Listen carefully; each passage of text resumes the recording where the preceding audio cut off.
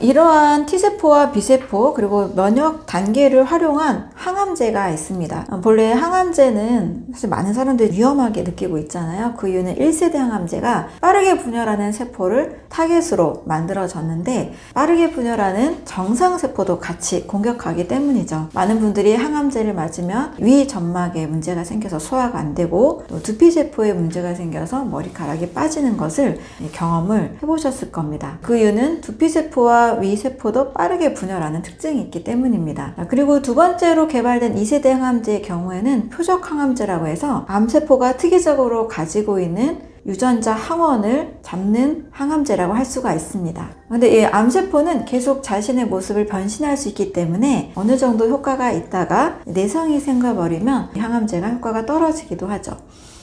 이렇게 1세대와 2세대와는 좀 다르게 암세포를 집중한 게 아니라 우리 몸의 면역세포에 집중한 항암제가 바로 3세대 면역항암제입니다.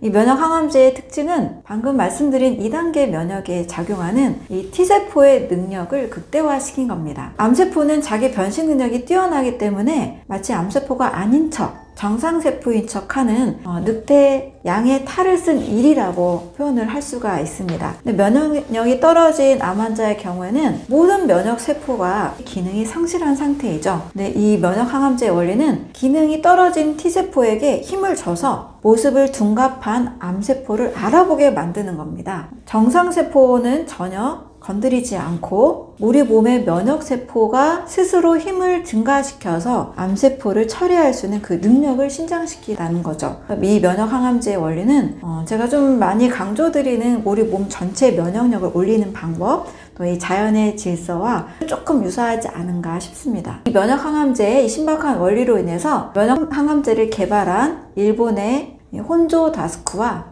MD 앤더슨에 있었던 제임스 앨리슨이라는 사람은 공동으로 노벨상을 수상하기도 했습니다. 이 면역항암제가 얼마나 효과가 있는지 그 임상 실험 중에는 유명한 대통령인 지미 카터 대통령도 더 이상의 그 항암제를 쓸 수 없는 상태까지 이르러서 이 면역항암제 임상실험을 했었는데요. 당시에는 그래도 꽤 좋은 효과가 있어서 당시 앓고 있던 악성 흑색종이 치료가 되기도 했었습니다. 몇 년 유지하다가 지금은 다시 생긴 적이 있다고도 하는데요. 어찌됐든 다른 항암제보다 부작용이 적으면서 상당히 치료 성적이 좋은 항암제이기도 합니다. 면역세포인 T세포의 기전을 활용한 항암제, 우리 몸 전체 면역력을 끌어올리고 우리 몸의 세포들을 건강하게 만드는 접근이 더 좋은 이 치료의 방향이라고 생각을 합니다. 자, 그런데 우리 몸은 이렇게 면역항암제에 의지해서 치료를 하기는 것도 좋지만 자연 면역력, 우리 몸이 실제 가지고 있는 능력을 향상시키는 것이 더 중요하겠죠. 약을 통해서 내 몸을 치료하는 것보다 원래 우리 몸은 어마어마한 면역력을 가지고 있기 때문에 우리 몸 전체의 면역기관들의 능력을 끌어올리고 또 면역세포들의 능력을 향상시켜서 질병을 미리 예방하고 또 질병이 잠깐 와도 쉽게 극복할 수 있는 몸을 만드는 것이 훨씬 더 중요하다고 할 수 있겠습니다. 면역력이 떨어진 분들이 요즘 참 많으신데요. 그 5가지 이유를 한번 살펴보겠습니다.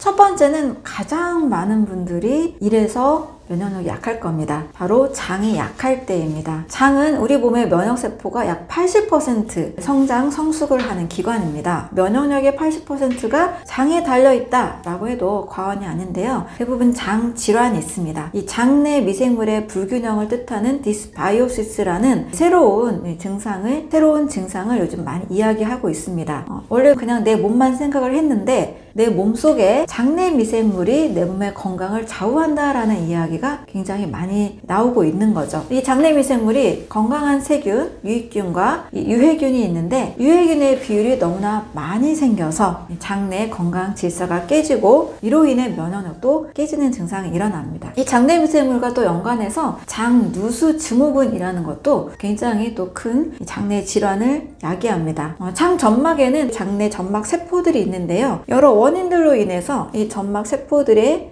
접합이 틈이 생기는 것을 장누수라고 합니다. 이 틈을 통해서 장 속에 있는 유해한 물질들, 아직 소화되지 않은 성분들, 글루텐, 약물들이 흘러나오게 되는 거죠. 몸속에 이런 성분이 흘러나오면 몸에서는 당연히 염증 반응을 일으킬 수밖에 없습니다. 그래서 디스바이오시스, 장내 미생물의 불균형과 장누수 증후군으로 인해서 많은 사람들이 장이 약해지게 되고 장으로 인한 면역력 저하와 많은 질환들이 생겨나고 있습니다. 두 번째로는 장과 함께 간 기능이 약할 때입니다. 간이라는 장기는 인체의 거대한 화학 공장이라고 하죠. 약 500가지 일을 한다고 알려져 있는데요. 우리가 피가 중요한 생명의 원천이라고 알고 있는 것처럼 이 피의 생성, 조혈작용을 하는 것도 간이 하고 있고, 또 많은 면역 세포들이 만들어질 때는 면역 단백질이 필요하고 그 성분들이 필요한데요. 이런 다양한 성분들, 면역 단백질을 생성하는 것도 간에서 합니다. 그런데 여러 원인들에 의해서 이 간이 조혈 기능과 또 면역 단백질 생성 능력이 떨어지게 되면 당연히 면역 세포가 건강하게 만들어지지 않고 또 조혈 작용이 제대로 이루어지지 않겠죠. 그래서 간 기능에 문제가 있을 때 지방간이든 간염이든 간경화, 이런 모든 간의 전반적인 건강 상태가 망가졌을 때 당연히 면역력이 떨어질 수밖에 없습니다.